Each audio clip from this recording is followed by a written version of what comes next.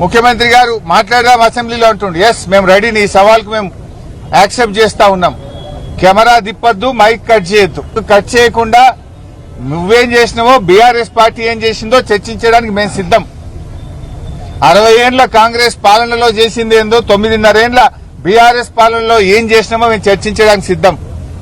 మేము 9.5 ఏళ్లలో 48 లక్షల ఎకరాలకు తెలంగాణలో సాగునీరు అందించి చూపాం.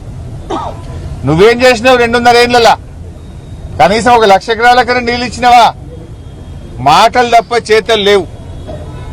గోదావరి మీద చర్చకు మేము సిద్ధం. మైక్ కట్ చేయొద్దు, కెమెరా తిప్పొద్దు, ఇది ఒక్కటే షరతు మాది, ఇంకేం లేదు. ఎంతసేపు అన్నా మాట్లాడదాం, ఎన్ని రోజులైనా మాట్లాడదాం. నీ సంగతి మొన్ననే బయటపడ్డది. ఉత్తమ్ కుమార్ రెడ్డి గారు, మీ జర్నలిస్టే సాక్ష్యం.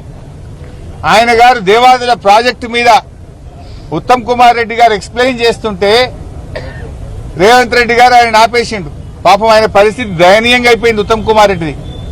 ఉత్తమన్న, నువ్వు జరాగు, ఈ ప్రాజెక్టు మీద కడియం శ్రీహరి గారికి బాగా తెలుసు, ఈసారి రివ్యూ చేస్తే కడియం శ్రీహరిని పిలుచుకో అంటుండు. అంటే నీళ్ల మంత్రికి ఏం తెలియదని చెప్పకనే చెప్తున్నాడు. ఉత్తమ్ కుమార్ రెడ్డికి ఏమీ తెలియదని రేవంత్ రెడ్డి గారు మీడియా సాక్షిగా వరంగల్లోనే చెప్పిండు. ఉత్తమ్ కుమార్ రెడ్డిని ఇజ్జత్ తీసేసిండు. నీకేం తెలియదు, ఈ ప్రాజెక్టు గురించి కడియం శ్రీహరి గారికి తెలుసు, ఆయన్నే పిలుచుకో అంటాడు.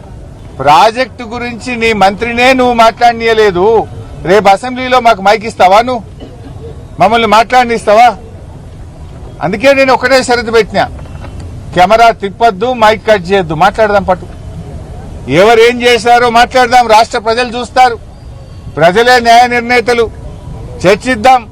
నువ్వు చంద్రబాబుకి ఎట్లా దాసోహమైనవో, మేడిగడ్డను, సమ్మక్క బ్యారేజీని, దేవాదులను పండబెట్టి ఆంధ్రాకు నీళ్లు కిందికి ఎట్లా వదులుతున్నావో, నల్లమల్ల సాగర్ కు నీ చీకటి ఒప్పందాన్ని బయట పెట్టడానికి మేము సిద్ధంగా ఉన్నాం. ఎప్పుడంటే అప్పుడు రెడీ. దమ్ముంటే అసెంబ్లీ పెట్టు, మైక్ కట్ చేయకు.